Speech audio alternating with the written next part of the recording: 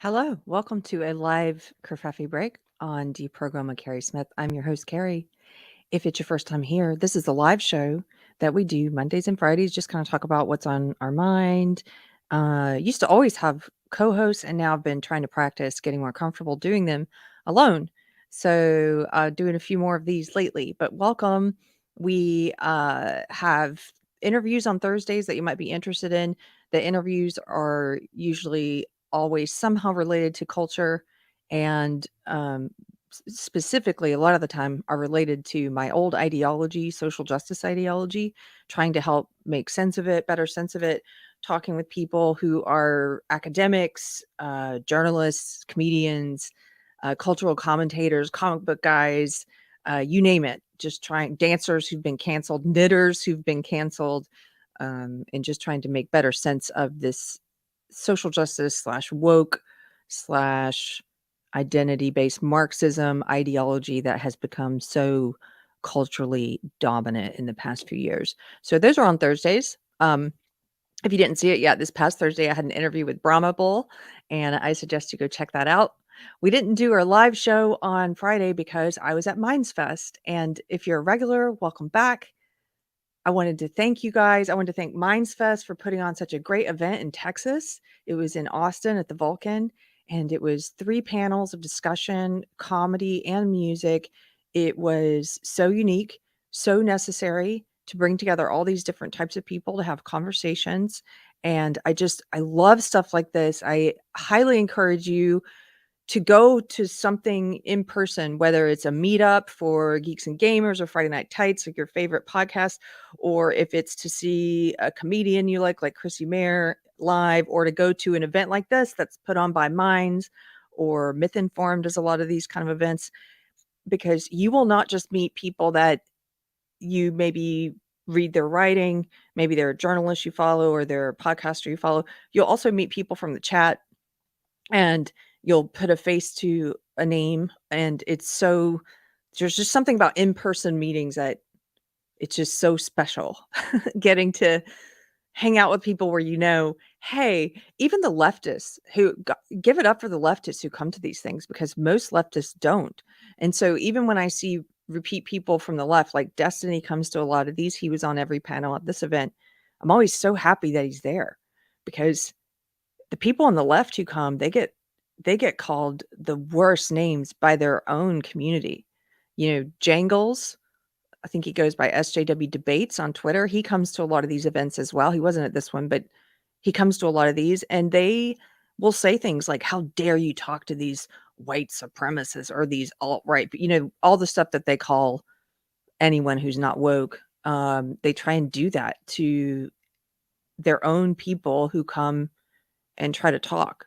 So I'm so grateful for that, and you'll get to meet those kind of people in person. So anyway, it was excellent. I'll tell you a little bit more about it, and then we get into the topic. First of all, thank you. I did see Dom there. I don't know if you're here today. I saw Kevin, Clutch, Sarah, gosh, who am I forgetting? There's many people who came. Some people came from out of state just to come for this event, which is awesome.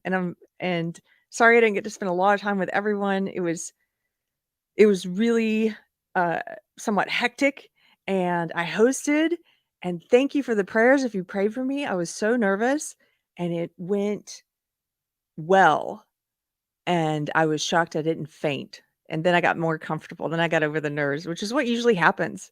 You should do things that scare you, because you'll get over that fear the more you do them. And, I have a fear of hosting this show by myself without having a friend or someone to talk to or interview, and I'm getting over that just by trying it. So you should do things that scare you. So a couple people in the chat say they hate Destiny. Well, yeah, there's someone there for everyone to hate. Alex Jones showed up. He bombed the last 2 panels, so it was like so funny because he's on a stage with Destiny. They're going at it. I don't want to give the wrong impression. It wasn't a lot of screaming. It was a lot of discussion, but then every once in a while it would get amped up a bit. That was one of those times it got amped up. There are a lot of people who hate Alex Jones. Like, there's someone for everyone to hate. It's so funny if you post a picture of one of these panels at an event like this where there's a lot of people who disagree on stage together, it's so funny to read the comments because I'll get comments that are like, I hate Destiny. I would never go to a panel that Destiny's on, or this is great, except I hate Alex Jones. Why would you have Alex Jones on the panel? Or even somebody was like, I hate Ian Crossland. How do you hate Ian Crossland?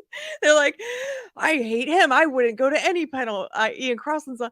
It's like, well, yeah, that's the point of the event. There's gonna be someone that you all dislike, that we all like. That's the point. It's okay. It's okay. It's okay that there's people there that you don't like. Hey Dom, you are here. What up, Dom? He says, hey, just caught up. MindsFest was awesome. Carrie, it's nice to see you. Did great. Aw, thank you so much. It was good to see your face again after so long. But yes, so there will be someone at these events who, at the very least, you disagree with strongly, but maybe even at most who you hate, and that's okay. I posted a picture of me with Alex Jones. Well, I posted a picture with Daryl Davis. Daryl Davis was amazing. I'm about to talk about him more with today's topic.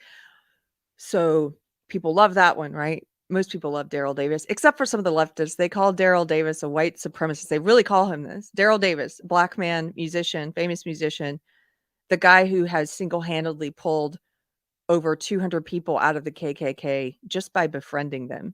I mean, this guy, someone said he is anointed with a gift. He is. And he helped calm my nerves right before I went on stage. He was very kind. And most people like that picture, though. And then I posted a picture with Alex Jones, and someone's like, I'm blocking you. Okay. No. Why? Yeah, anyway, that was kind of funny. But at that one, yeah, you get more people who are expressing their opinions, which is fine. But I started thinking about photos that you take with people and associations and stuff. And I was like, was it wrong for me to post that picture? No, I don't think so.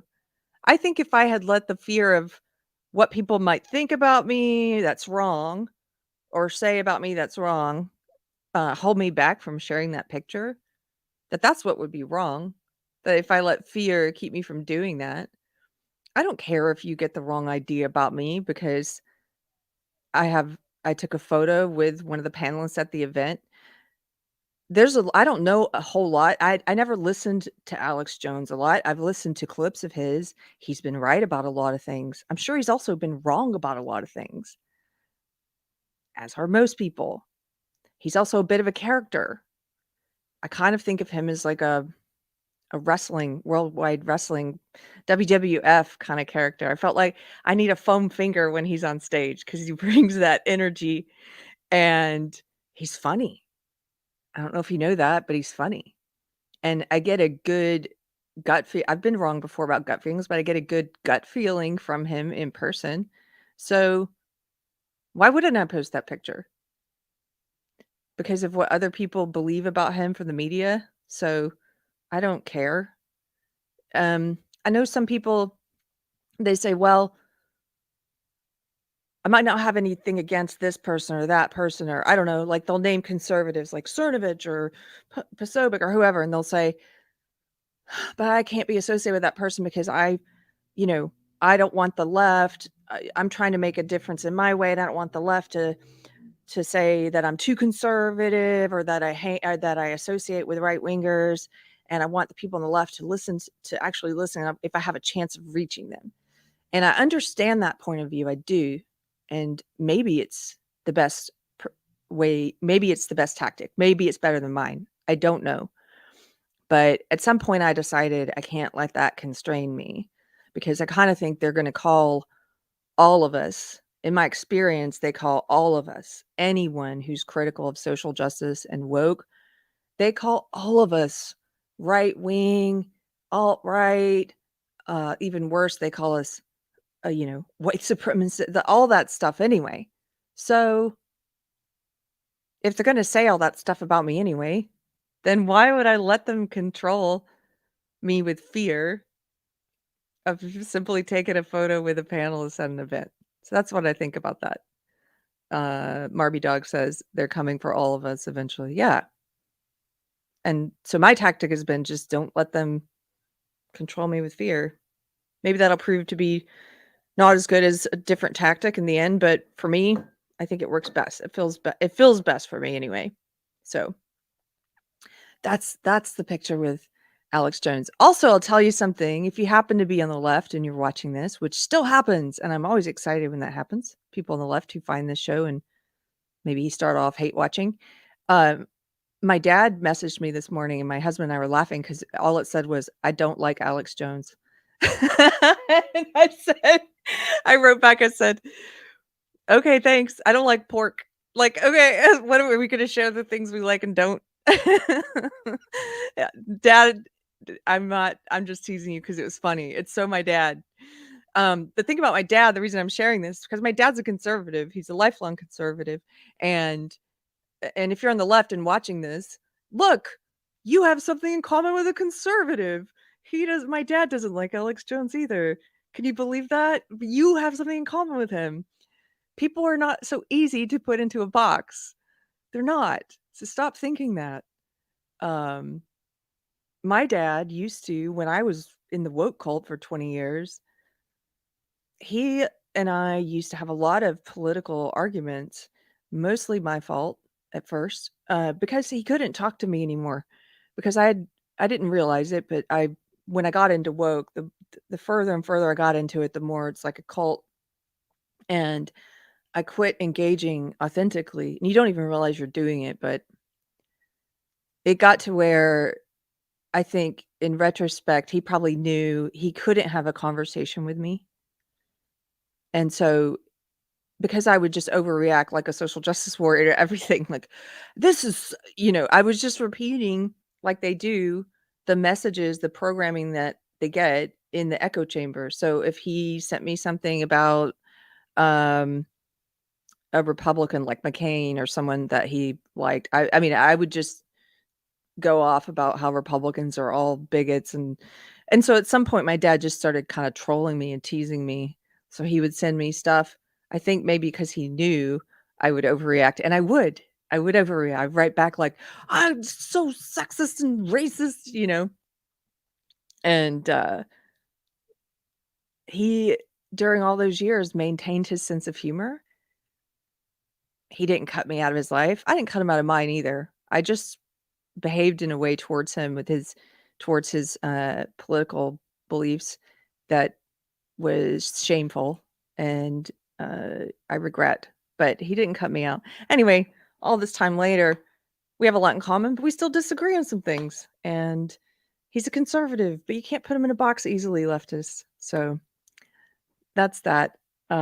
Somebody in the chat says, "You don't like bacon, unsubscribed." Actually, I don't know if you know this, Surly Unicorn, I hate bacon. It may be my most controversial opinion. I hate it, and my husband doesn't understand. I've hated it since I was a kid, and being from South Carolina, we consider bacon healthy, and so that would be one of the healthy foods that your parents would say, "You can't get up from the table till you eat your bacon." And so that was always a struggle because I got to where I would hide my bacon in a napkin and hide it up on the windowsill, like tuck it in behind the curtain. I can't eat that stuff. It's so gross. I don't even like the smell of it. Ugh. Okay. I know, Tara. I know. People think it's weird. She's got a crying face. I don't know why. Once I started eating meat a few years ago, I like almost all meat. I still never came around on bacon. Something about it. Uh That poor bacon. Okay.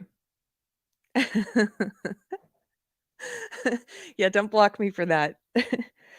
So, what I wanted to talk about today, we kind of already started talking about it. Being at MindsFest, I got to hang out with a lot of people, some of whom I know and only get to see once in a while at events like this, like Libby Evans, who I adore. Other people who I met for the first time, like Peter Boghossian. Peter Boghossian has a book with James Lindsay called How to Have Impossible Conversations. I think that's what it's called. And he interviewed me. I'm not sure when it's coming out, but I'll let you guys know when it's out. And uh, he interviewed me, and the day before the event, and that interview caused me to think a little bit more about some of these things because he was sort of asking me my story about leaving the social justice left and what people who have left it have in common, if anything. And a lot of the answers I have on how to help people leave based on this deprogram podcast and just the people I talk to in my everyday life and writing and stuff like that, my answers are mostly on the personal and individual level. And so he's more focused on, rightly so, I think, how to scale that up. How do you change people's mind on a larger scale, like large groups of people? How do we culturally, as a society, stop woke ideology, bad ideology in general, but specifically at this time in history, woke ideology from possessing people and causing so much darkness? And I don't know how to do that. So I was thinking more about that, and I figure it's a good time to talk about this subject again. Also, because the subject of some of the panels, the very first panel was called Changing Minds, and Daryl Davis was on that panel. So was Peter Boghossian. Daryl Davis, who I mentioned at the beginning, is a person who changes people's minds individually by befriending them, by talking with them. And so I wanted to come back to that subject, which I know I've talked about before, but it's been a while.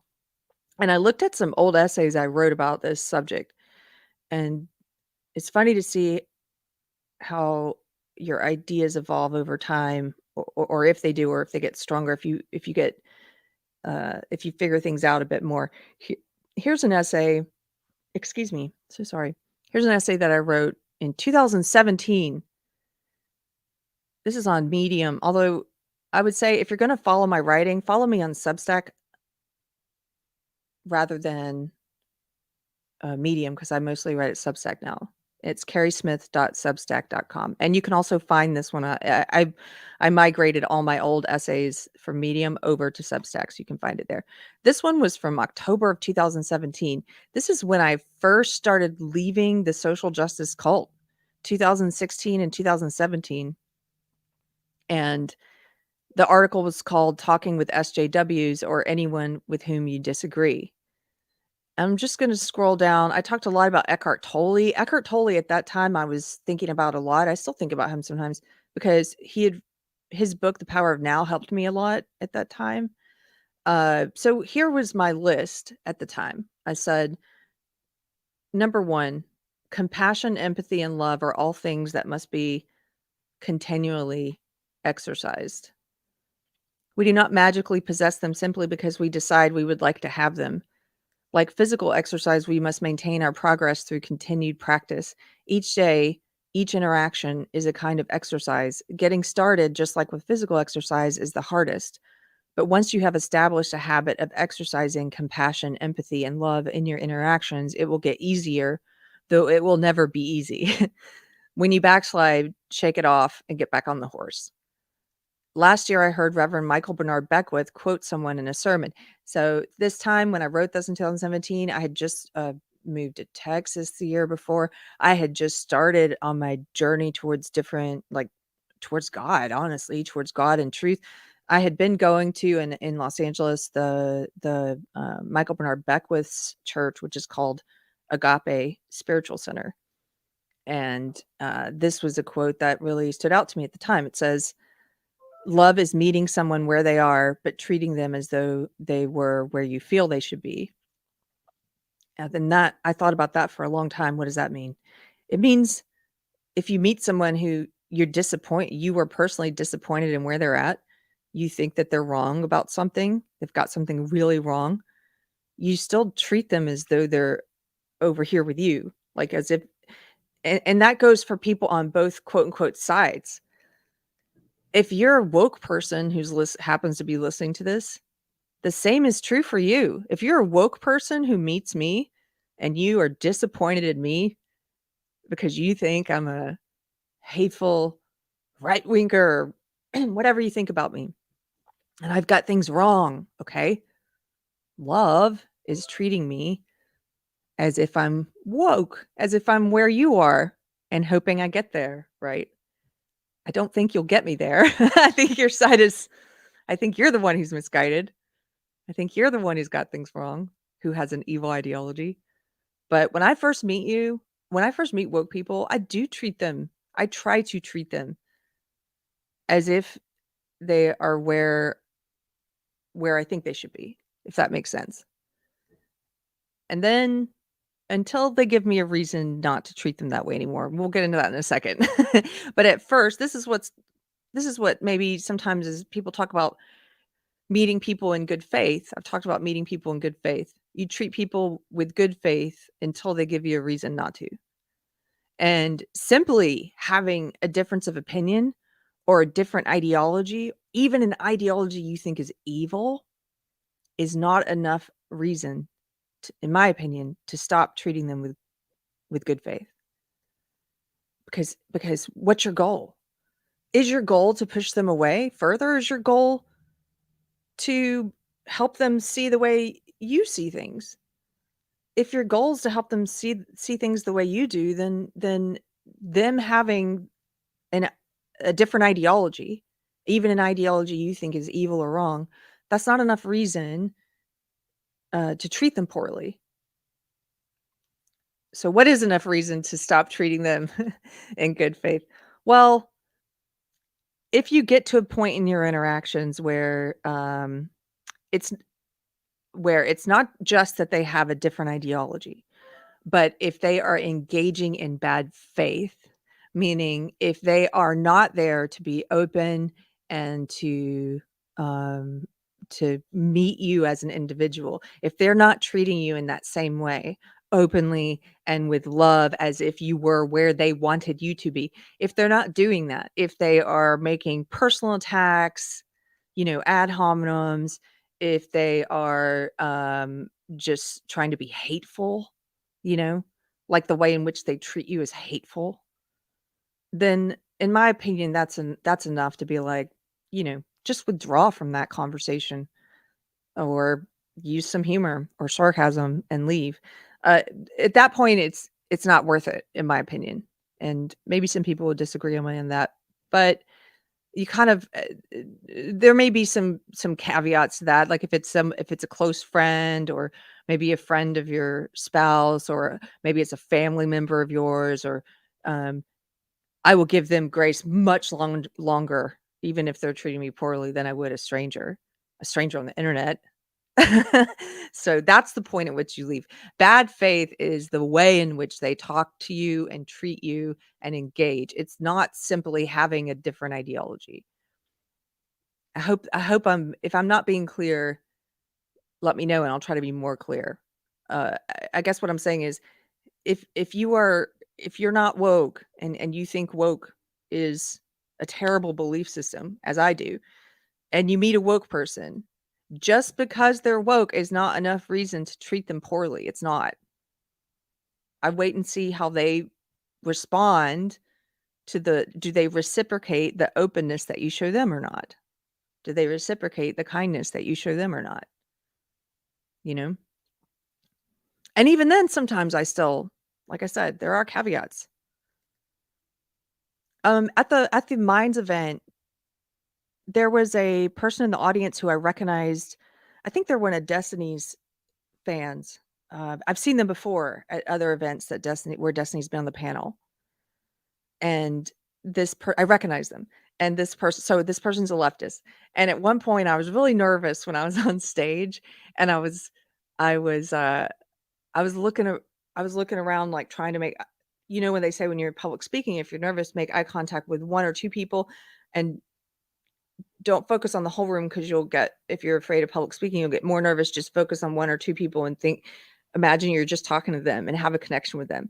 And so at first I looked at this person, I recognized them, and so my brain naturally smiled and was, like, talking to them, and then I realized because 'cause they're leftists, they don't like me. This person was like, like the worst face possible, and I was like, "Oh, no, I gotta look somewhere else." Not not friendly, not kind at all, and, which is fine, and then later now what could I have done? Later, if I saw that person, I could have done an ugly face back, but I didn't. I chose to just continue to smile, like, when I was up at the microphone, and had to help people during the Q&A. This person was pretty close to me. I saw them again, and they were looking at me, and I just smiled, like, you can continue to smile. Somebody says resting goal face. Yes. Yes. If you're ever public speaking and then you see a face like that, like, it's not gonna help you. Can't look away. They want you to fail. But, with that person, for whatever reason, I was feeling good. I didn't discontinue per I didn't discontinue engaging in what limited way we were engaging just by looking at each other. I did not discontinue engaging in good faith. I continued to smile at that person all night. And so you can do that too. Like, you can just, I don't know, on a case by case basis. The point is, the point is simply having an opposing ideology, in my opinion, is not enough reason to disengage with someone or to treat them in any way other than kind. Like, that's where you have to start if your goal is to change minds, whether you're woke or anti-woke, whether you're Christian or atheist. Um, that's where you start from. So, okay, let me put this back up. Robert says it bothers them more to be nice to them anyway. Yeah, sometimes it does. They're like, why is she smiling at me? Why is she smiling? Thank you, Z Highness. Hello, Z Highness, for the $2 super chat. Says Welsh Republic has a podcast, guest on his show. Let me write that down because actually it's not ringing a bell right now, but I'll look it up. Thank you so much. And Ruben, hey, what's up, Ruben? He says, what? Bacon is God's meat, in all caps. I need to prepare it for you, Keri. Oh, if you make it the right way, I'll like it. I don't know about that, sir. If you're up for the challenge, you can let me, yeah. If you're up for the challenge, well, I promise I'll try and eat it. See what I think. Okay. Oh, Welsh Republic podcast too. Duh. There you are. Okay, I'll look you up, sir. Let's put this back on the screen. So, love, empathy, compassion. Treating people in good faith, basically, until they give you a good reason not to. And again, this is if you want to talk to people who disagree with you. If you don't, then you're in the wrong place. This video is not for you, I'm sure, because you don't want to. So, okay, number 2, I said, this was an old essay again. This is from 2017. This is what I was thinking about back then. Take your ego out of your interactions. This is something that had just started to occur to me then, actually, at the time, mostly as a result of reading Eckhart Tolle and The Power of Now. And I've since heard this, lots of people talk about this idea. Jake Wiskerson, the marriage and family therapist who I've had on deprogram several times, he talks about this, and he's got a really great illustration on what this phenomenon is in a person, in a conversation. But I'll just read to you the way I was thinking about it and phrasing it back then. I said, if you disentangle your opinions from your identity, you won't feel as personally attacked when someone disagrees with you. This is something I've experienced as rampant within the SJW cult. I believe most who have completely bought into the alt-left ideology are so attached to their ego and to their opinions as identity that a differing opinion feels like an attack on their personhood. They personally attack anyone with differing views because they feel personally attacked by the very act of your disagreement. You can see this in their belief system, which increasingly tries to conflate speech or differing opinions with violence and harm. You can also see this in the way they refuse to engage with those who disagree by saying, quote, your opinion is rooted in denial of my humanity and right to exist. On some level, I think they really have bought into that themselves. They really believe their own delusions. Again, because they mistake their opinions and their beliefs for who they are. And you don't have to be, this is a human thing that people do that we should all stop doing. but it's especially rampant in the social justice ideology. Your opinions are not you. Your opinions on the minimum wage or climate change or admissions, diversity-based admissions at elite colleges, like whatever argument, or trans stuff, gender affirming care, your opinions on that, whatever controversial subject of the day, your opinion on it is not your identity. And if you can let go of that and realize it's not your identity, put some distance between you and your opinions, then when people criticize your opinions, you don't take it so personally because it's not you that they're attacking. If you're on the left, if you're on the woke left and you're listening to this, really, really try and think about what I'm saying. When someone argues with you about your opinions on, let's say, gender affirming care for kids, do you feel personally attacked by them simply because they disagree? And if you do, why? It's just an opinion of yours they're disagreeing with. They're not they're not engaging in ad hominem. They're not attacking you as a person. If they're just simply disagreeing with your opinion. Now, if they are attacking you as a person and calling you a bad person, that's different. But if they're just saying, "I don't agree with you, here's why," that's not a personal attack. And it probably wouldn't feel so bad. It probably wouldn't feel so bad to you to have someone disagree with you if you didn't do that, if you didn't mistake your opinions for you, for who you are. And so I would argue you need to, no matter who you are, put some distance between you and your ideas and your opinions. They're not your identity. And for those of you who are not woke, if you're trying to understand the woke better, maybe you want to cultivate more grace for them. Some people probably don't, but if you do want to cultivate more grace for them, I would say think about the fact that when they personally attack you and you're like, where did that come from? I was just disagreeing with them. Or anybody, if they personally attack you simply for disagreeing with their opinion, just remind yourself like, oh, they might feel personally attacked by me because they are one of those people who thinks their opinion is who they are. Like they might feel like I'm personally attacking them, even though I'm not. That's a way to, if you want to have more empathy for people who are engaging in personal attacks, that's a way to do it, is to remind yourself of that. Davina says world's tiniest violence. Yeah, you don't have to cultivate grace for them if they're personally attacking you. I'm just saying if you want to. Hey, Pirate Tomsky. What's up? Give it up for Pirate. Modding the chat, and Cheeky Mayor, and I think I saw Two Sisters in Some Yarn. Everyone, the gang's all here. Okay.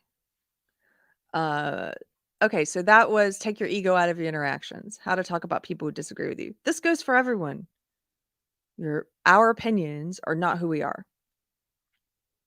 So then this is an old essay. This is what I was thinking about, again, if you're just joining us. In 2017, when I had pretty much just recently left woke or was still in the middle of leaving it, this is what I was thinking about. How to talk with people who disagree with you. And so I was saying you have to cultivate some epistemic humility. You don't have to be right.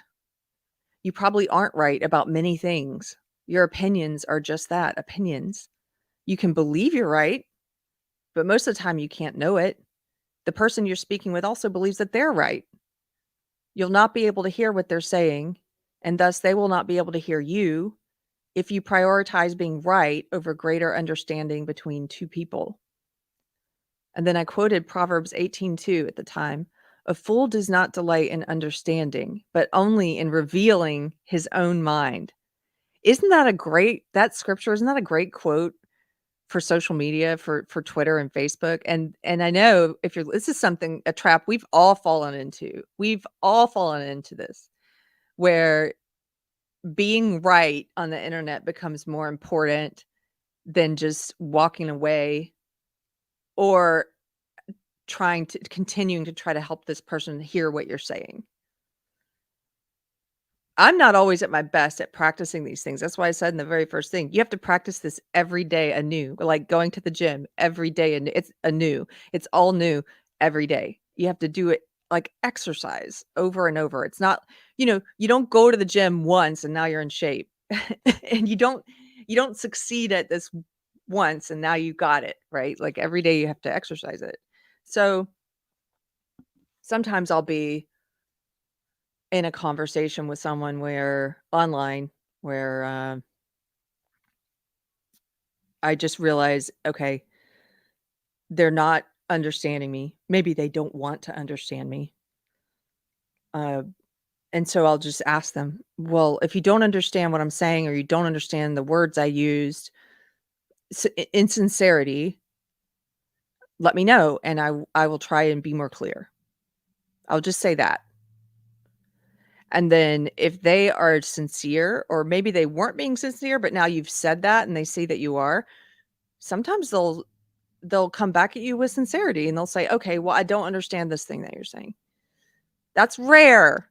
I'll tell you right off the bat, that's rare. But when it happens, it's beautiful because now you've diffused that antagonism and that anger that that person was having with you. But more often than not, what's not as rare is they'll continue to be a dick. They'll say, you know, they'll just continue to attack you even though you've said like, "Hey, sincerely, if you don't understand I just want to make sure you understand what I'm saying even if you disagree with it." Sometimes they'll continue being rude. And at that point it's like, is it really important for me to stay here and be right and convince this person? No, I can't anyway. You can't anyway. So just leave or just inject some humor and leave. It's not worth it. This happened recently on my wall. I shared a kind of a mini essay, a post about my own experience in the past of pursuing hedonism and my beliefs about how that will always leave a person empty in my experience. Because when you pursue pleasures, when you mistake pleasures for meaning, you're pursuing something that it's ultimately it's just pleasures. Like in the thing I wrote, I was saying, I dated this guy once. I asked him, what do you think is the meaning of life? And he said, good wine, good sex, and travel. And that's when I knew, oh, we're not on the same path. Because although I love those things, I loved those things at the time. I still do. I can't have the wine anymore, but I love those things, but they're just pleasures. It's not the meaning of life. Pleasures aren't meaning. And anyway, I was trying to write these thoughts down, and some guy in the comments, every once in a while, I get these atheist types. And I say these atheist types because it is a type of atheist, a type of person. It's not all atheists. I hope it's not even, I don't think it's even most atheists. But this one type of atheist, who's just every time any believer talks about faith or God or anything, they have to show up every single time. They have to darken your digital doorway every time, like, hello. In Tanzania and Swahili, when you knock on someone's door, you say Hodi. They have a special, it's like Jambo. You guys might know Jambo from Lion King. That's like Hujambo is hello. But they have different words for hello. If you're greeting someone at your door, you say Hodi. And I feel like these people, they're like the digital equivalent of Hodi. They're like, Hodi. Like they're like, here, I'm at your door to tell you God's not real. Like they show up every time, like, Hodi, your God's imaginary. And I'm like, thanks for dropping by. Like, no matter what your subject is, no matter what you're talking about, they have to come in and like, Howdy, you guys are all stupid because you believe in Jesus. Okay. Thanks. Thanks for coming by. So this guy did that, right? I know if you're still in the chat, Two Sisters and Some Yarn, she knows who I'm talking about because she got in there and mixed it up with him a bit. But I had one of those guys. And this guy is I would show him this verse, except I know he doesn't care, or he would take it as an insult or what have you. But he's the equivalent. He is this verse personified, this Proverbs verse. A fool does not delight in understanding, but only in revealing his own mind. That's this guy. He went on for days. I think he's still going on. I think it's been 3 or 4 days now. He could not stop replying to multiple threads on my Facebook page. just, the basically everything he was saying is, "You guys are all stupid. Ha ha ha. You're all ignorant. God's not real. God's imaginary. How can you be so dumb?" And there were a couple people who tried to sincerely talk with him, and one person, she asked him sincerely, she said, she's a new believer like me. She used to be very prejudiced against Christians. She said, I'm just curious, when you come into conversations like this that are about one thing and you just come in here to say God's not real, like, what are you trying to get out of it? I'm really curious. Like, are you trying to change our mind by saying something like that? God's not real, and leaving. And he replied to her sincerity with bad faith response. He replied by calling her ignorant and stupid. And, that's a person who's not engaging good faith. They do not want to understand. That guy did not want to understand any believer. He didn't have any questions for any believer, like, how could you believe this? Or why do you think this? Or how do you square these two things? He wasn't, there's no curiosity there at all. There's no attempt to understand the people he's attacking. All he wanted to do was to reveal his own mind. And in his opinion, his own mind was superior to all of ours, that, he's more intellectual than all of us, and he's more moral than all of us, because we are stupid and ignorant Christians. And so that was just it, over and over and over. And that's that's not how to talk to people. That woman who asked him that question, she was spot on. What is your goal here? Is it to try and get us to abandon a belief in God? Because you're not being effective at all. If that's your goal, to talk with Christians people who disagree with you, if you're if you're an atheist and your goal is to talk with people who disagree with you and convince them to abandon their faith in God, like, you're not approaching it in the right way at all. And so I just kind of made a joke, because he was just so, I said, "Hey, so just so I'm clear, I'm weighing all my options here. If I abandon all that God's given me, and I abandon the truth, the light, the joy, the life, God, if I abandon that, uh, how quickly do I get the intellectual superiority and the moral superiority? Does the smugness happen like immediately, or do I have to reject God for a certain amount of time to get all that you have?" Like, I was being funny, but it's true. It's like, I was trying to, with humor, help him see, you're not a good salesman for being an atheist. That guy's not a good salesman for being an atheist. So it's like, who is looking at those interactions and observing them and saying, "I want what that guy's got"? He comes into the conversation like a dick and just says, "You're all stupid and I'm the smartest." And, like, who wants that? And also so miserable that you spend 3 days on it, with just the same stuff over and over. So Lettuce says, "I doubt he left." Yeah, I don't think he left. I said, "I'm just messing with you," but I still don't think he left. Um, but it just, you're a bad salesman. And actually, he's such a bad salesman for atheism that at least 2, maybe 3 atheists came into one of those threads, and they were arguing with him. They were telling him how they were like, "I'm not even a believer. I'm an atheist, and the way you're behaving is awful." Like, they were saying, like, I felt bad for them, because I wanted them to know, I know he doesn't represent all atheists. Um, but, uh but yeah, that's what I think of when I see this. So, whatever side you're on, whatever ideology you have, whatever it is you're trying to, whatever belief you have that you would love to help convince other people of, people who disagree with you have to abandon, maybe it's counterintuitive, but you have to abandon being right in the conversation.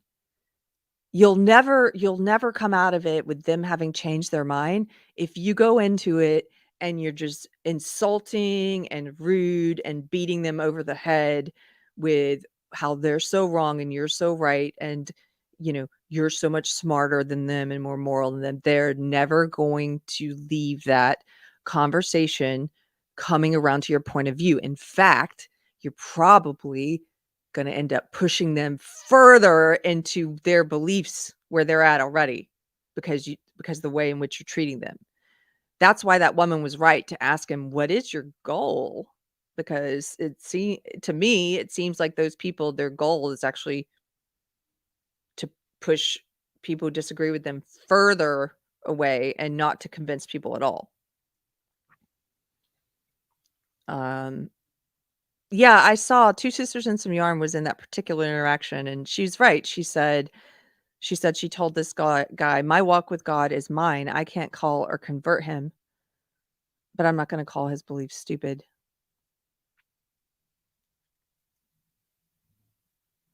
Um, so this is the section on just kind of letting go of the need to be right in conversation. Something else I wrote at the time, I said, "If you do not agree with the person, ask them how they came to that conclusion." And this guy was great in a lot of ways. He's a great illustration because, again, just he wasn't curious at all.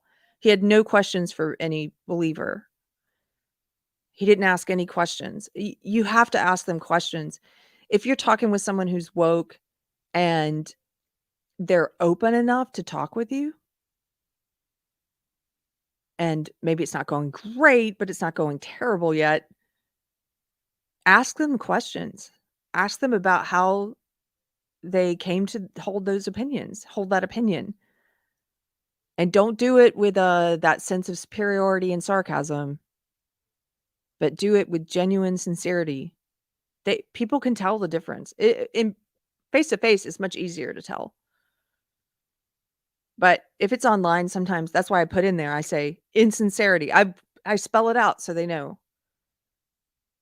Like, ask them questions. A good rule of thumb is to listen to what they're saying and then try to state it back to them to make sure you understand them correctly. Most arguments I see happening online are because two people are arguing over what they each think the other person was trying to say. Sometimes that's on purpose. We've seen this from the woke left a lot. They purposefully misconstrue your opinion, and then they create a straw man, something you don't believe and didn't say, and then they burn that down because that's easier than trying to understand you and engage with what you actually believe. So sometimes they do that on purpose. And then I think this was the last one maybe I did in this 2017 essay about this subject. I said, "Fake it until you make it." The next time a person is spewing hatred at you, even and especially if it stokes hatred and anger within you, try to respond without it. Even if you secretly want to call them names right back or be hateful right back, do the other thing. Respond calmly and wish them peace. Maybe even thank them for conversing with you. I think you'll find that pretty quickly you'll get to a place where you don't have to fake it and where it really is water off a duck's back. That's true in my experience. The more you practice that, I remember back to this time, 2017, it was hard for me having come from the woke left and leaving to, uh, is it the Stoics? I guess the Stoics who talk about, separating ourselves from our emotions. It was harder for me at that time to do this, to practice this, because someone being nasty to me, I would want to be nasty back. And I would force myself. Back then, I remember I was doing a lot of Facebook conversations. In 2017, I was just trying to talk to all these people on my side on the left, right? And if they were calling me all these names and things that weren't true and calling me racist and all this stuff, you want to be nasty back. But I would force myself to say, well, things like, "Well, thank you for talking with me anyway, peace." But it would bother me. It would bother me. That person thinks the wrong thing about me.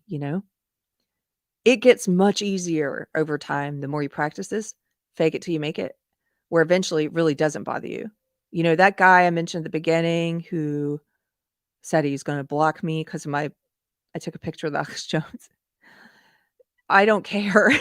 Like, it is water off a duck's back. It doesn't stoke the anger. It doesn't stoke the righteous indignation in you anymore after a while. It's much harder to let things it takes a lot more to ruffle your feathers. the more you practice this. So all these years later, like, and I think in 2017, that would have hurt my feelings. Like, oh, that guy thinks the wrong thing of me and he's blocking me and I'm not whatever it is he thinks I am. Who cares? Who cares what he thinks I am? So say, practice this. If you're a person, I know there's a lot of people who maybe don't have this problem, but if you're a person who uh, feels things very strongly, like feels emotions, has a hard time with them, like feeling upset or anxious, or you don't want to be misunderstood, or you don't want this person to have the wrong idea about you. And if you're just coming out of woke, for example, a lot of the people that are first leaving woke, they've been in an ideology that they've been constrained in a large part by fear of what other people think of them for so long. So coming out of that's hard. And if you're struggling with that at the beginning, I promise you, fake it till you make it. You'll get to that place where it really doesn't bother you very much. So, okay. I said, I'm not saying you won't have emotions. When someone is spewing hatred at me, I get my back up initially. I feel my pulse quicken and my fight or flight instinct kick in. But now that subsides much faster. And this is in 2017, I was writing this. So I was already seeing back then that you get over it more easily the more you practice not letting the emotions dictate your actions. But now it subsides much faster if you're a person prone to great emotion. Neuroscientists have found that simply identifying your emotion seems to reduce its intensity. So take a moment and identify what you're feeling and then let it go before you respond. There is a Bible verse. I just saw it this morning because I have it like a little kitschy kind of a plaque, like a home welcoming kind of plaque. I have a few of these old things I found at thrift stores. And this one has the Bible verse on it about being slow to speak and slow to anger. I'm gonna read this to you, and I wanna get it right, so let me look it up. This is a great verse. This is James 1:19 through 20. "Let every person be quick to hear, slow to speak, slow to anger, for the anger of man does not produce the righteousness of God." I've found this little plaque that says that at a thrift store, and I have it because I wanna keep it near me. When we finally get around to renovating my podcast room, that plaque is going right next to my computer. Like, that plaque is going on the wall. So if I'm writing something or talking with someone, I was thinking, which room would that be best to have that in? Probably this room. So I come back to that verse a lot. I think about it a lot. Be quick to hear, slow to speak, slow to anger. A good prayer to do if you're new to prayer or trying prayer is to be similarly borrowed from this is I like to pray, make me quick, help me be quick to forgive and slow to anger. And that's a good prayer to do uh, if you're new to practicing things like that. Okay. Somebody has Dan Trainer has a good suggestion in the chat. He says, observe your feelings from a distance and say to yourself, oh, that's interesting. Yes, that's a great advice. This is probably why at the time when I wrote this in 2017, like I said, I'd just been reading some Eckhart Tolle, and he talks about that. He helped me a lot, like to observe, to be the observer of your emotions, to step back. It's almost like that idea of not being in your ego, getting back to the idea of your ego, like step back and say, "Oh, that's interesting. I feel so angry about this."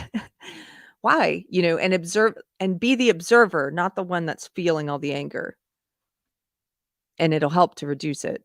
It'll also help you choose your next actions and what you're going to do after realizing you feel that emotion much better. Oh, Brahma Bull's here. Hey, Brahma. He says, I actually felt that way last week before the interview came out. I was very nervous because it was the first time I was being interviewed on my thoughts and beliefs. How will I be received? Yes, this is a human thing. This is a common thing. This is the fear I had to fight, Brahma, hosting this event this weekend because it was the first time I had hosted, and whenever I have those nerves and things come up, it went great from my perspective anyway and how I felt about it and not fainting. It went great, and I one of the prayers I like to do before anything like that, if you're having those nerves or you have those fears of how will I be perceived at something that I'm afraid of doing or what have you, I say a prayer to help remove my ego. So this is not about me, and I don't have any thoughts about me or on me. Help me to say the things you want me to say and focus on the things you want me to focus on. And it takes a lot of I know my atheist friends would say I do have an atheist friend who says, "Well, that's just a mental trick, and then you feel less nervous because you've now taken yourself out of it," and it's maybe it is. Maybe my atheist friend is right, but it works. It helps. So, let's go. Let's see. I said, "So take a moment and identify what you're feeling and then let it go before responding. I've found these tactics to be immensely helpful not only in talking with social justice warriors, but in conversing with anyone with whom I disagree. I think they're universal and can be practiced by anyone of any belief system. That being said, you should be aware that the most cultish of those who subscribe to SJW ideology or woke will likely not be moved to engage with you in this way. Professor Jordan Peterson has spoken about people who are ideologically possessed, people so lost in their ideology it stands as a substitute for their identity. Ideologues do not think, they merely react to what you're saying to them by spouting their dogma. As Peterson says, it's easy for me to know when I'm engaging with an ideologically possessed person because I can predict most everything they're going to say to me before they say it. And this goes for any kind of ideologue, not just SJWs. They leave little possibility for the conversation to lead us to any place that's not already mapped out by their subscribed set of beliefs for each of us to discover something new. Ideologues do not engage in good faith. Their intent in conversation is to signal their own virtue and to shame those who disagree and to proselytize. Notably, they virtue signal the same way Christian ideologues do, publicly in order to be seen doing so. This makes me think of the one particular atheist I use as an illustration because his whole purpose, as at least as demonstrated by his behavior, was simply to signal his own virtue, how smart he was, how moral he was, to shame those who were believers, to put all of us down. That was it. That was the intent. It wasn't to change any minds or to have a conversation. There's a verse about this, Matthew 6:5. And when you pray, do not be like the hypocrites, for they love to pray standing in the synagogues and on the street corners to be seen by others. Truly, I tell you, they have received their reward in full. Matthew 6:5. This verse is a great verse because I think he's talking about like the Pharisees, the ones who they prayed for the purpose of being seen praying. It doesn't mean public prayer is wrong. That's not what this means. There's nothing wrong with public prayer. Public prayer is beautiful. Um, when the purpose is to connect with God, with others, with brethren, that's when that's the purpose is the prayer itself. But if the purpose of public prayer is just to do it public, is just to be seen, is to it's because of how you think it will help you be perceived. If you're worried, yet again, comes back to like worrying about how people perceive you. If that's the purpose of the public prayer, then it's wrong. It's like the Pharisees with the standing on the street corner, like wanting to, I'm here praying publicly so that I may be seen here praying publicly. Like that's wrong. That's what a lot of the woke do. That's what they do with their black squares. Did you post your black square yet on June, whatever that date was? Did you put the right flag in your bio yet? Did you put the right pronouns yet? I'm here putting the pronouns in my bio so that I may be seen putting the pronouns in my bio. I am here posting the black square so that I may be seen posting the black square. I care very much about what everyone else thinks of me and how they perceive me. I want to be perceived as one of the good woke ones, right? Like Wrong. The Pharisees in the Bible that this verse was talking about, first time I read this, I was thinking, oh gosh, they're the OG woke. They are. They're like standing on the street corners praying to be seen praying, the same way the woke are putting the Ukrainian flag or whatever they're doing today, the rainbow flag in their bio so they may be seen doing it. So that's a little bit of a tangent, but you know what I'm talking about. Yeah, Pirate Tomsky. I support the current thing so that I may be seen supporting the current thing. Davina says, I believe this used to be called sanctimony. Yes. It's like Dana Carvey's the church lady on SNL. So funny. Let me see if I wasn't looking at the chat. Let me see if I missed anything I need to grab. If you left a super chat and I didn't see it, just let me know. Okay. The Shagsworth, hello, sir. He says, support the new thing and consume the new product. Yeah. So I continued here. I said the ultimate challenge then in speaking with an ideologue is to make sure you don't respond to them in kind, which would only stoke those same things in yourself and turn you into a hypocrite. Are you leaving room for the possibility that you're wrong? Are you treating them in a way that reflects your values? Are you disagreeing with them in a way that is loving rather than hateful? Are you constantly trying to keep yourself from becoming the monster you fight? When in doubt, oh, and then I included 2 examples that I thought were really good of someone maintaining their cool and behaving according to their values, even in the face of intense hatred. The first one here was great. This is, again, this essay of mine is from 2017, but this video is still up. It's a video of Jordan Peterson. It's called McMaster U Meltdown. I would recommend that you watch this because he shows you how he demonstrates how to talk with people, a mob of people even, who are screaming at you with hatred, and how to make sure you're not reflecting that back. Okay, so that was 2017, where my head was at, having just left the woke cult, about how to talk to the woke or how to talk to anyone who disagrees with you. And then as I was thinking about this more after the Minds event this weekend, I also looked at this essay. This is on my Substack, Keri Smith's Substack, kerismith.substack.com. And this is from last year, July of last year. After I talked to what's his name? Hunter Avalon. I had Hunter Avalon on my show. I knew we were going to disagree. And it was great talking to him because I got to practice some of these things that I try to practice, and knowing I was going to need to practice them. And here's some things that I came up with afterwards about how to do this, how to talk with someone who disagrees with you. So, by the way, if you want to watch that video, it's called From Right to Left. Hunter Avalon's someone who went from the right to the left, and it's on my channel, Deprogrammed. Okay.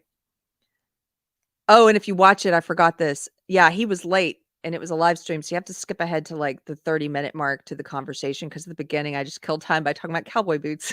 Unless you want to hear about that. Okay. So this is how my thoughts had evolved over a period of 5 years, I guess, of doing this podcast, talking with people, having civility dinners, and this is where I was at last year on this subject, how to talk with people who disagree with you. So number 1, assume good faith and sincerity until they give you a reason not to do so.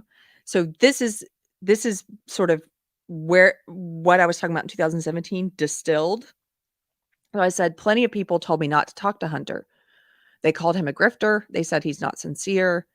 I couldn't make that determination based on the little I knew about him and the few videos I watched, but he came off as sincere in his messages, so I gave him the benefit of the doubt. Maybe he did the same with me. Maybe he had people telling him to do the same, telling him the same thing about me. Who knows? In any case, I've found that if you treat people as if they are sincere, sometimes you can manage to pull some realness out of even the most unconscious person. That's important. That has happened too. I've actually been in conversation with people before. I'm not talking about Hunter here, but this has happened to me many times where I'm talking to someone, I can tell they're not very present, not very conscious, and maybe I'm talking to their ego part, their the performer, uh, and but if you treat them as if they're sincere, it goes back to that Michael Bernard Beckwith thing, right? Like love is treating someone as if they were where you think they should be. If you treat them as if they're sincere, you can sometimes like turn that person on in that moment for that conversation.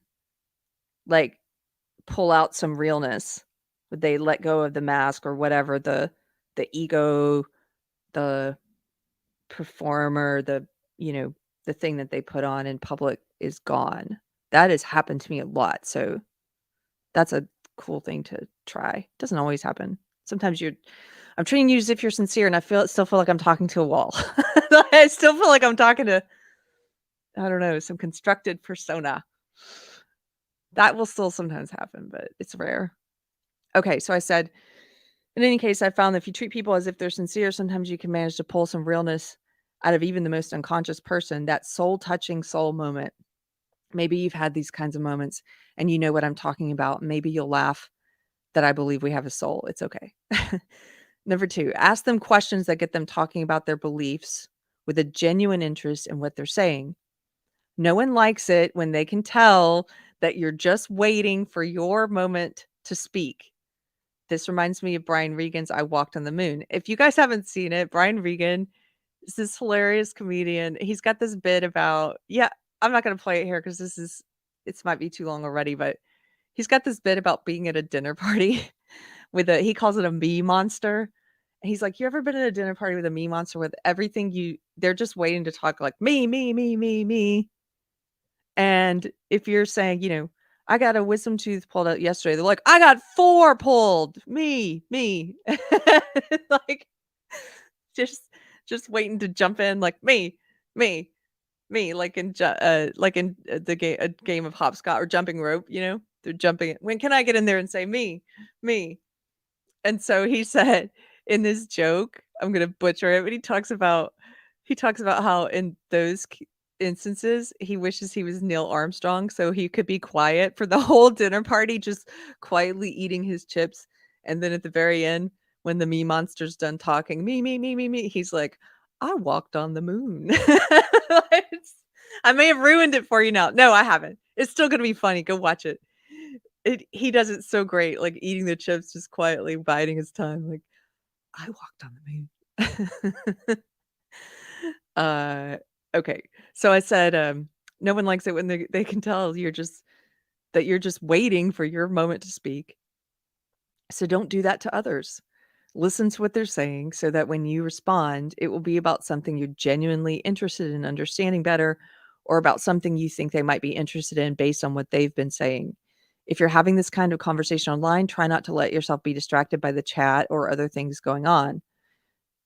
Yes, this happens live on it when I have people on, like a co-host on the Kerfefe Breaks, or if I do a live interview, uh, I try and not look at the chat too much. I try to get better. I wanna balance it so I don't miss super chats, and I don't want people in the chat to feel like I'm ignoring them. But you have to really balance it because I've seen some people, all they do is look at the chat, and they're not paying attention to what the other person's saying. It's very easy to do that, and then you're not having a conversation anymore, So, um so I said, if you're having this conversation online, try not to let yourself be distracted by the chat or other things going on. It's robbing you of your attention and ability to truly listen. This is obviously easier when it's in person and you don't have these distractions. In person, if you're talking to someone who, this isn't about the woke, but just in general, a bit of advice I heard from Mike Cernovich actually, that has stuck with me and that I've practiced is sometimes you're talking to someone who maybe they're a me monster. Maybe they talk and talk and talk and talk, but you're stuck there talking to them, even though you're just doing all the listening. Maybe you're stuck there for a while, or maybe they're just very boring. They're a lovely person, but they lack social skills, or they're just very boring, and you have to listen to them. Um, Something I've tried to do is to stay engaged. I picked this up from Mike Cernovich. He said, if you find your mind wandering, just get focused and say, there's nowhere else I'm supposed to be right now in this moment than talking to this person. And it just centers you and brings you right back to the conversation. So try that. Okay. Speaking of being distracted by the chat, did I miss anything? I don't think so. Okay. Number 3, try to find your points of agreement and highlight what those are. So I've added stuff since 2017 after having done this for a while now, or trying to do this. This one's so important. The most interesting part of any conversation about disagreement, in my opinion, is tracing everything back to foundational beliefs and identifying where we agree. If you find large or small things that you agree on, make note of them. You probably realize you agree on more than you thought you would. This is so important. So a lot of times when you're talking with someone you disagree with, especially like if they're woke and you're not, everything's about all the stuff you don't agree with, right? And it's hard to connect and view one another as human when it's just about all this that we disagree with, right? And it's also, you don't even know where you start to diverge as two people and your opinions, because if you don't trace it back to that point of commonality. And so that's a good thing to do in conversation, is to say, like, for example, let's say you're talking to someone who is defending gender affirming care for children. They're defending allowing children to to consent, which I don't think kids can consent to this, but they're defending letting kids have medical and surgical intervention in terms of like double mastectomies and puberty blocking hormones, sterilizing hormones, things like that. Let's say they're defending that. I will ask them, or you can ask them, okay, well, let's figure out where we agree. Like, where do we diverge? Do you agree that there are some things in society that we have a duty to protect children from, that we have a duty to treat children differently than adults in our laws even? Do you agree that children should be protected from, for example, not being able to drink or smoke cigarettes or drive a car or own a gun or vote or serve in the army or have sex with adults? Do you agree on some of these things? Which ones? Why or why not? Okay. You can ask that question, because if they say, "Yes, I agree. I agree that as a society, our laws should be set up in a way that we protect kids from these things and we treat them differently than adults." Well, then okay, we agree there. We're still together there. That's a point of agreement. Okay, we're in agreement on that. Okay, and so then we start to diverge when it comes to letting kids choose double mastectomies and hormones that might sterilize them for life. Why? Why do we diverge there? So then you ask them questions. Why do you think that's not something that should be in that group of things that we protect kids from? Why do you think a kid is different from an adult and can't consent to sex with an adult and can't uh, consent to being able to choose to smoke cigarettes or drink alcohol or drive a car or vote or shoot a gun, whichever? Pick your examples. Why do you think they can't consent to that, but they can consent to double mastectomy, for example, or hormones that might sterilize them? That's the beauty of one of these conversations, because you get down to the roots, to the foundation of, like, okay, we are still together on this point, and then this is where we start to branch off. I hope that makes sense. Uh, let's see. Okay. I don't see anyone saying they're confused, so we're good. Okay, number 4, identify the root of your disagreement. This is what I just explained. So, but yeah, once you found out where you agree, it's easier to identify the root of your disagreement. Sorry, that's misspelled. For example, you might agree on policies that do the least amount of harm, but disagree on which policies those are. And then number 5, show grace if they attack you up to a point. This one is hard. You don't always succeed at it, but then on the occasions I do, I find that it's similar to going to the gym. You are exercising grace by simply trying it out. I don't think anyone should let themselves be treated like a doormat, and I don't recommend tolerating abuse or repeated name calling or hostility. I usually end the conversation if it gets that far. That's when they've given me a reason not to assume good faith.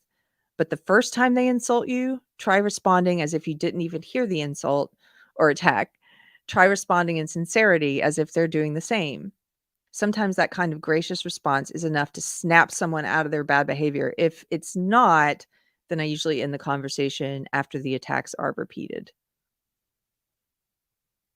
And then number 6, this is this is from the same sort of thing I was thinking in 2017, just distilled. A conversation is not a debate. Don't try to win. A conversation is not a debate. You don't have to stomp away victorious because the goal is not to win anything. It's not even to bring them around to your point of view necessarily. It's just to understand them better and attempt to make yourself understood. I recalled Dr. Jordan Peterson talking a while ago about how the best conversations are very, very rare, and how in these kind of conversations, maybe a piece of you or your belief dies or is strengthened or transformed. Not every conversation you have with someone of differing beliefs is going to be like this. And maybe most won't be, but you can always aim towards that as the goal rather than winning. And this is something that Daryl Davis talked about on the Changing Minds panel at MindsFest this weekend. He was saying, you're planting a seed, hopefully. You're not going to change their mind in that first conversation. You're not. But you're planting a seed so that maybe later they start thinking about it, or they're having cognitive dissonance, two different opposing ideas at once. And that seed you planted can grow into something much later. And the way in which you treat a person when they disagree with you, that's a seed also. Because then you can remember, like, wow, like my dad, who I mentioned at the beginning, I was so argumentative and judgmental with him when I was a social justice warrior. But he didn't reply that way to me. Oh, he would make fun of me sometimes. He would mess around. He would mess with me sometimes in that way, like the way I did with the with the atheists I mentioned. But he wasn't attacking me in that aggressive way. And I think humor's different. Humor's different than, trying to hurt someone. And so that's a seed, the way in which you treat someone. There's that quote, I don't know who said it. Might have been Oprah or someone in that world, but maybe someone in the chat knows. Is Dion here? Dion's the quote. There you are, Dion. You're the quote person. Who said it was something like people won't remember what you said, but they'll remember how you treated them. And that's true. More often than not, they'll remember how you treated them, especially if they find out that you disagree. I've mentioned this before. It's not always, you have to pick your battles. It's not always the right time to argue with people or tell them I disagree. Like that particular kind of atheist who will sometimes come into my threads like, Hody, God's not real, and like leave. Why? I don't do that. I still have woke friends on Facebook. I don't pop into every single one of their threads. I don't even pop into most of their threads. Most of their threads, I don't say anything at all. Can you imagine if I was there every time, like, Hody, your belief system's evil. See ya. Like,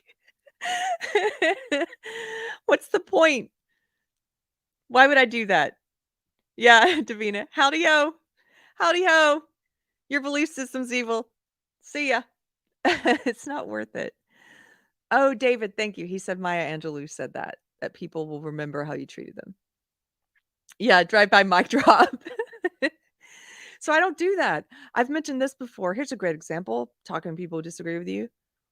Sometimes I play the long game, if you think of it like a game.